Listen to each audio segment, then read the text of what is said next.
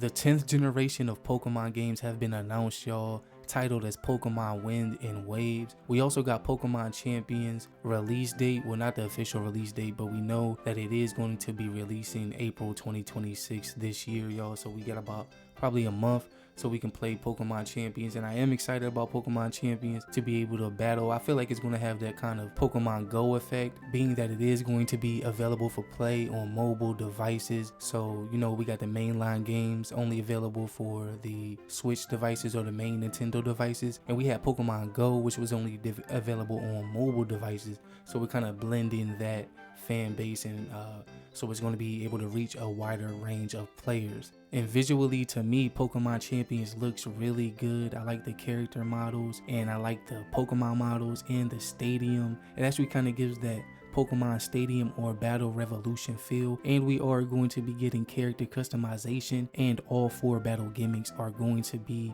in Pokemon Champions. So I'm actually really excited for it, even though we are going to only be getting a 30 box free Pokemon storage, and we are going to be having to pay to upgrade that storage.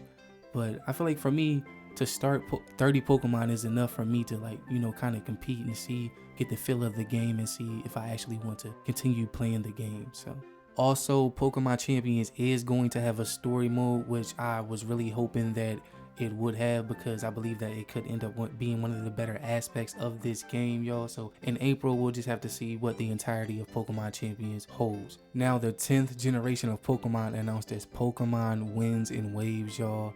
Y'all gotta let me know which one y'all going for. Right now, I'm thinking I'm going Winds, just because I like the green color for the logo, y'all. But it seems as they are putting a lot of attention and detail into making this a really vast water-based region, based on islands and kind of like a tropical vibe to it. And I kind of like that. I kind of like the player models, the character models, but I really wanted to speak on these starter Pokemon, which really did surprise me, just seeing what they chose to go with, seeing that they chose another grass bird after we had, you know, Rowlet.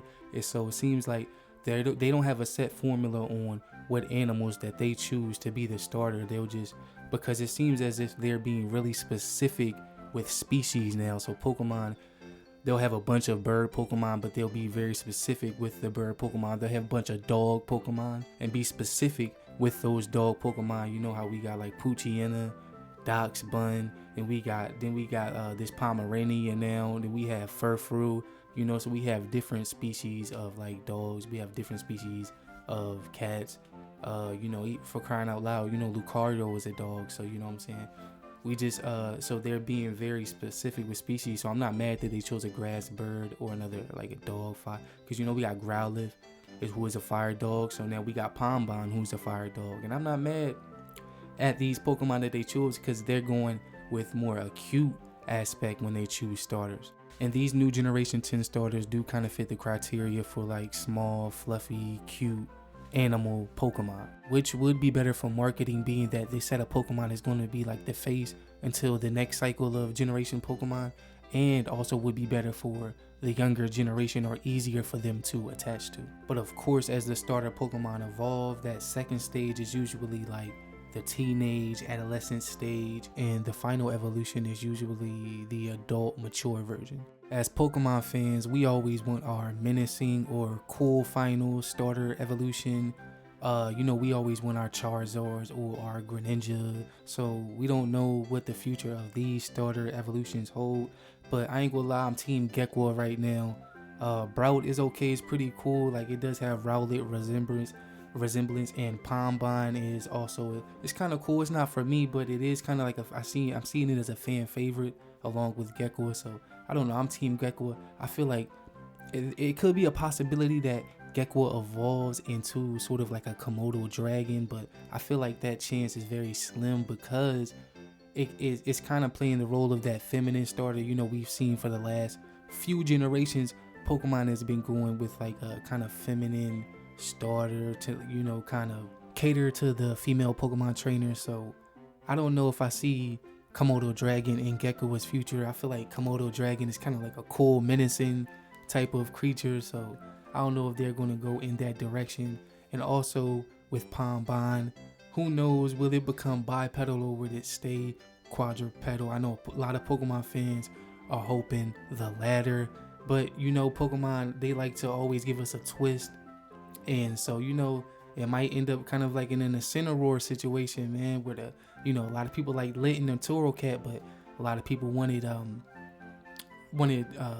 Incineroar to stay quadrupedal, so it didn't though. But hey, Pombon, will that change? I wonder if that will change people's like love that they have for Pombon, if it actually stands up. You know what I'm saying? So, and Brout, hey, what if Brout end up having the best final evolution of them all? I think I was seeing on Twitter or something, or one of the PokeTubers was saying it was based off like some type of giant parakeet that doesn't fly. That concept actually sounds really cool. Like if it just grows up and just gets like menacing with like the bigger brows, and just turn like a big menacing bird, bro, that'll be cool.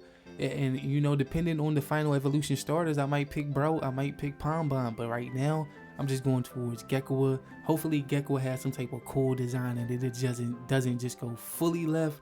I'm hoping not, because it actually is a decent, it kind of gives like a water Trico vibe, right? Like, you know, kind of, because well, Trico is a grass gecko, so I guess they kind of like related, you know.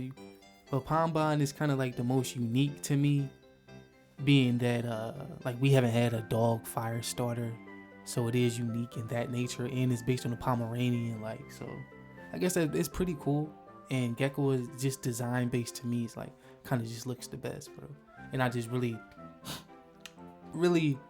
hope that they nail the final evolution starter. Like, that'd be so cool. We got a Komodo dragon, that'd be dope. But Pombon, like, you know what Pombon kind of reminds me of? Like the Dogecoin, like kind of where it was a meme, and that Dogecoin dog kind of meme was like buffed up. Like that kind of reminds me of what a like Pombon's final evolution starter could look like a buff, two-legged like Dogecoin meme. But but for real, like the water, I'm not gonna lie, the water environment in the trailer looked really good to me. It looked good to me, I'm not gonna lie.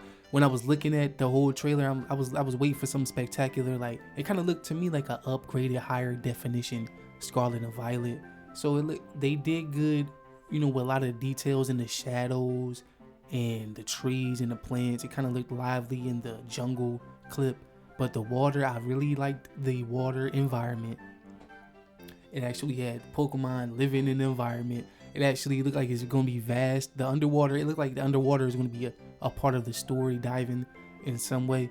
So I really am excited to traverse like underwater again. We haven't had that in like so many generations, so long. I think since Generation 3. So I am excited about that. But the Pokemon Wind and Wave announcements are wild because there's no more speculation. And y'all gotta let me know what y'all think about these starters, and do y'all even like them? I feel like for marketing, being that they're like cute, fluffy, baby like Pokemon, they're going to be great for like attachment towards the younger generation of Pokemon fans. And for that reason alone, I do think these are pretty good choices for the starters of this region. And Brout is kind of a funny one because it does kind of have a Angry Bird kind of vibe going on to it. But you know, Pokemon has been using like gimmicks to base their Pokemon off of in recent times. So, you know, as time going on, seeing them, they're growing on me a little bit. Like, we got Brout, Pombon, and Gecko. As I said, I'm team Gecko, yo. Let me know what y'all think, man. Until next time, peace.